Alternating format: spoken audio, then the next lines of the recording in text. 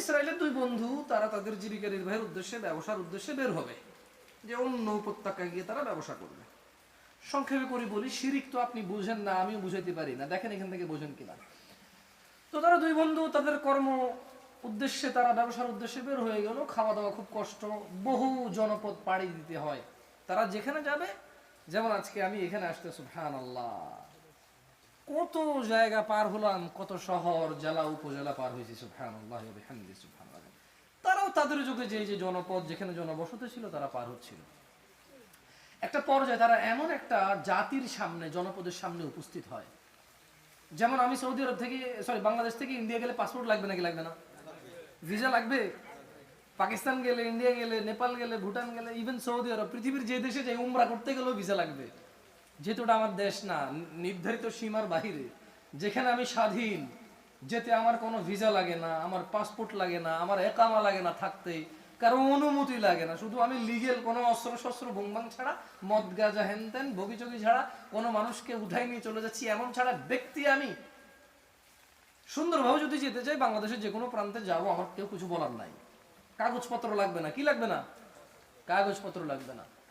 তো এমনই তারা যখন এমন একটা জনপদের সামনে তারা গিয়ে উপস্থিত হলেন, যে জনপদের শর্ত হচ্ছে, এই জনপদ যদি ক্রস করে যেতে হয়, ওদের যে দেবী আছে বা দেবতা আছে, ওদের যে উপাসনা করে যাদের, তাদের নামে বলি দিতে হয়। কি দিতে হয়? উৎসর্গ করতে হয়, কুরবানি দিতে হয়। এখন এই দুই বন্ধু মুসলিম, তারা বললো যে না, এটা তো শিরিক, আমি কেন উৎসর্গ করবো আল্লাহ ব্যতীত অন্য কারো নামে? তারা কি বললো? আমি কেন আল্লাহ ব্যতীত অন্য কারো নামে কিছু কুরবানি দিব, উৎসর্গ কেন করব আমি? তারা বললো যে না, তোমরা পার হতে পারবে না। তারা বললো যে আমাদের কাছে কিছুই নেই, আমরা একেবারে দরিদ্র, আমরা কাজের উদ্দেশ্যে অমুক জায়গায় যাচ্ছি, আপনাদের জনপদ সামনে বসছে, আমাদের কাছে কিচ্ছু নাই। তখন ওই জনপদের নেতারা বলল, যদি তুমি এই এলাকা ক্রস করতে চাও, পার হতে চাও, এটা জুবাবা, একটা মাছি হইলেও আমাদের কি, আমাদের দেবতার নামে তোমরা দিতে হবে। তখন দুই বন্ধুর এক বন্ধু বলল যে ঠিক আছে, একটা মাছি তো, ঠিক আছে, একটা মাছি তো। একজন ওই দেবতার নামে উৎসর্গ করলো, আরেকজন বলল যে না, ইম্পসিবল, আমি গায়রুল্লাহ, আল্লাহ ব্যতীত কারণ আমি কিচ্ছু উৎসর্গ করবো না, একটা মাছিও দিব না আমি, তাহলে শিরিক হয়ে যাবে এটা আমার। কারণ আল্লাহ ব্যতীত অন্য কারোর জন্য উৎসর্গ করা যায় না, নজর নিয়াজ করা যায় না, মানত করা যায় না, আমি কেন দিব? আমি মাছিও দিব না।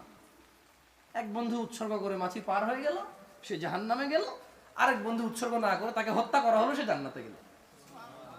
আপনি তো বুঝবেন যে, আপনি বলবেন যে কি বলবো আপনাকে, দেখেন আপনি মুরগি রেখে দেন ভালো, আপনি ডাব, গাছের প্রথম ডাব, পেয়ারা, প্রথম পেয়ারা, ছাগল 3টা বাচ্চা দিয়েছে, একটা, সবাই মিলে টাকা জোগাড় করে গরু নিয়ে যান এক জায়গায়, অথচ এটা আল্লাহর ঘর না। অথচ সেটা কি? আল্লাহর ঘর না।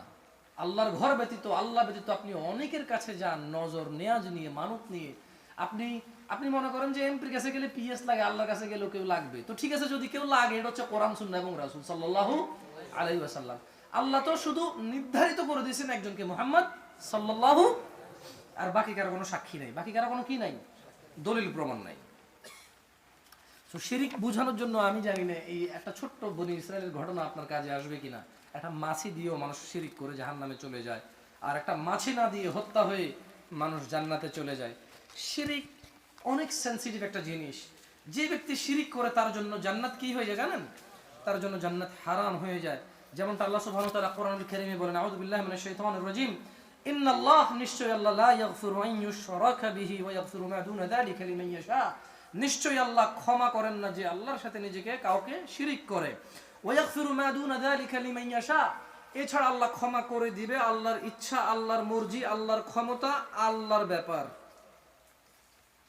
সম্পূর্ণ ম্যাটার আল্লাহর, কারো কোনো ক্ষমতা নেই এখানে হস্তক্ষেপ করার। যা খুশি তা মাফ করে দেবে, যেটা খুশি।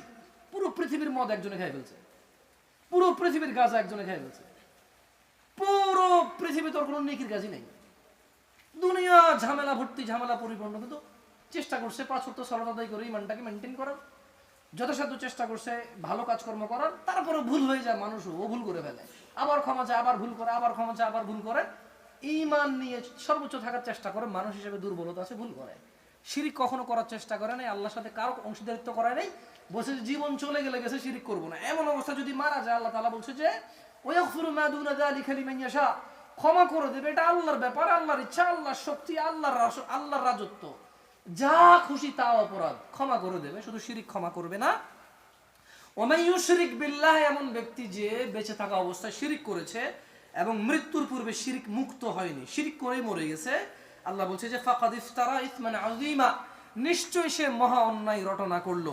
আল্লাহ তাআলা কোরআনুল কারীমে অন্যত্রে বলেছেন ইন্নাল্লাহ, নিশ্চয়ই আল্লাহ, লা ইয়াগফিরু আন ইউশরিকা বিহি, ক্ষমা করবে না যে আল্লাহর সাথে শিরিক করে, ইভেন একটা মাছি উৎসর্গ করে যদিও করে।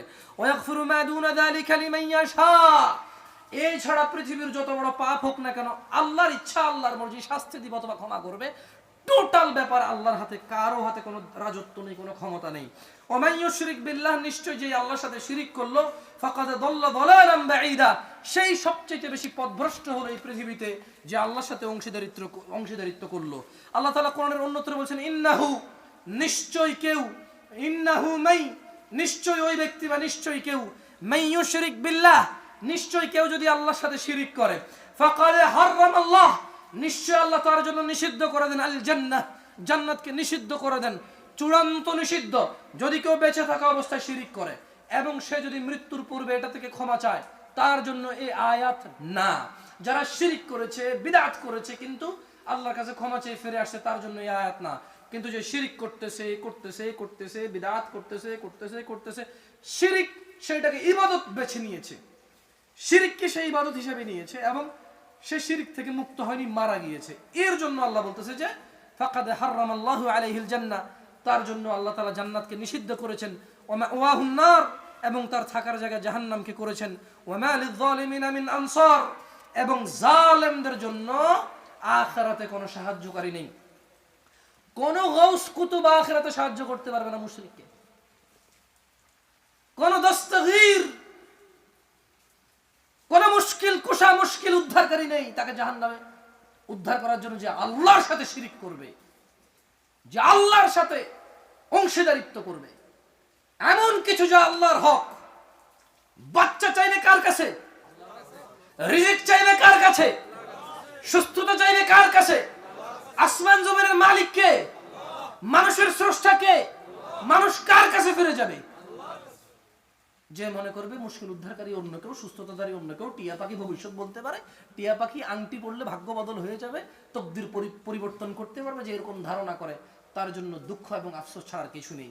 তিনি সুবহানাহু ওয়া তাআলা সূরা আরেকটা অন্যত্রে বলেন ইন্নাল্লাযীনা কাফারু মিন আহলিল কিতাব, নিশ্চয় কিতাবাদীদের মধ্যে যারা কুফরি করেছে, ওয়াল মুশরিকিন, যারা শিরক করেছে, ফি নারি জাহান্নাম খালিদিনা ফিহা, তাদের চিরস্থায়ী আবাসস্থান হবে জাহান্নাম।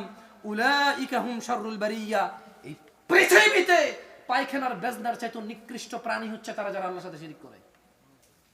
শুকর, কুকুর, পৃথিবীতে এত নিকৃষ্ট আল্লাহর কাউকে বলে নাই মুশরিককে যত নিকৃষ্ট বলেছে। সবই আল্লাহর সৃষ্টি, আল্লাহ সুন্দর করে সৃষ্টি করেছেন। এক একটা সৃষ্টির এক একটা কাজ, এক একটা সৃষ্টির এক একটা কাজ, কোনো কিছুই অবমূল্যায়ন করার মতো না। কোনো কিছু তিনি খাওয়া বৈধ করেছে, কোনো কিছু পালা বৈধ করেছে, কোনো কিছু খাওয়া হারাম করেছে। মানুষকে মানুষ খাওয়া হারাম, এই জন্য কি মানুষ নিকৃষ্ট? তো কুকুর খাওয়া হারাম, শুকর খাওয়া হারাম, এই জন্য কি এটা নিকৃষ্ট? না, এটা আল্লাহর সৃষ্টি। খাওয়া হারাম, পালা হারাম, বুঝেন নাই কথা? খাওয়া হারাম, মানুষের জন্য এটা খাওয়া বৈধ, তা নয়, মানুষের ক্ষতি হবে। আল্লাহর ইচ্ছা, আল্লাহ নিয়ম নীতি নির্ধারণ করেছেন মানুষের কল্যাণের জন্য, কিন্তু ওরও কোনো না কোনো কাজ আছে। সবকিছু আল্লাহ সৃষ্টি করেছে, কোনো কিছু তুচ্ছ করা যাবে না। আল্লাহ শুধু এই পৃথিবীতে একটা সৃষ্টিকে তুচ্ছ করেছে, সেটা হচ্ছে মানুষ। তাও কখন? শর্ত সাপেক্ষ। যখন মানুষ কি করে? শিরিক করে, কুফরি করে। আল্লাহ বলছে যে উলাইকা হুম, নিশ্চয়ই তারা, যারা শিরিক করে, শাররুল বারিয়া, পুরো আল্লাহর যত সৃষ্টি আছে এই সৃষ্টির মধ্যে সবচেয়ে অধম হচ্ছে যারা শিরিক করে। সুতরাং টাঙ্গাইলের মানুষ, তাওহীদের দেখে ফিরে আসুন। আজকের এই বক্তব্য থেকে আপনাদেরকে পরামর্শ দেব, শিরক এবং বিদআত ত্যাগ করে তাওহীদের দিকে ফিরে আসুন। তিনি সুবহানাহু ওয়া তাআলা বলছেন কুলিল্লাহুম্মা মালিকাল মুলক, বলুন হে সার্বভৌম শক্তির মালিক আল্লাহ, তুতিল মুলকা মান তাশা, আপনি যাকে ইচ্ছা ক্ষমতা প্রদান করেন। তুতিল মুলকা মান তাশা, আপনি যাকে ইচ্ছা ক্ষমতা প্রদান করেন। وتنزع الملك ممن تشاء وتعز من تشاء وتذل من تشاء بيدك الخير إنك على كل شيء قدير। বলুন হে সার্বভৌম শক্তির মালিক আল্লাহ, আপনি যাকে ইচ্ছা ক্ষমতা প্রদান করেন এবং যার থেকে ইচ্ছা ক্ষমতা কেড়ে নেন। যাকে ইচ্ছা আপনি সম্মানিত করেন আর যাকে ইচ্ছা আপনি অপমানিত, হীন এবং লাঞ্ছিত করেন। কল্যাণ আপনারই হাতে হে আল্লাহ, নিশ্চয়ই আপনি সব কিছুর উপর ক্ষমতাবান। আল্লাযীনা আমানু, নিশ্চয় যারা ঈমান এনেছে, ওয়ালাম ইয়ালবিসু ঈমানাহুম বিযুলম, এবং তাদের ঈমানের সঙ্গে শিরককে মিশ্রিত করেনি। আপনি হয়তো বলতে পারেন, বক্তা সাহেব আপনি শুরুতে বললেন ঈমান আনার পর মানুষ শিরক করে, কেমনে? যখন সূরা ইউসুফের ওই আয়াত আমি পড়েছি যে ওয়া মা ইউমিনু আকসারুহুম বিল্লাহি ইল্লা ওয়া হুম মুশরিকুন, এদের মধ্যে বেশিরভাগ মানুষ, বেশি 50%-এর উপরে মানুষ ঈমান আনে তারপরে শিরক করে, এরা মুশরিক। আমি চিন্তা করলাম ঈমান আনার পরে কেন কেউ শিরক করবে, আর কি যুক্তি আছে এটার? কিন্তু যখন সূরা আল আনআমের 83 নম্বর আয়াত পড়লাম আমি, আল্লাহ তাআলা সেম কথা বলছেন, আল্লাযীনা আমানু। তাহলে সূরা ইউসুফে আল্লাহ বলছেন যে যারা ঈমান আনে শিরক করে, ঈমান আনার পরে শিরক করে, রাইট? এটা বুঝে আসে না, কিন্তু সূরা আল আনআমের 83 নম্বর আয়াত পড়লে ক্লিয়ার হয়ে যাবে। আল্লাহ বলছে যে আল্লাযীনা আমানু, নিশ্চয় যারা ঈমানদার ছিল না কিন্তু ঈমান আনছে, মানে মুসলমানেরা।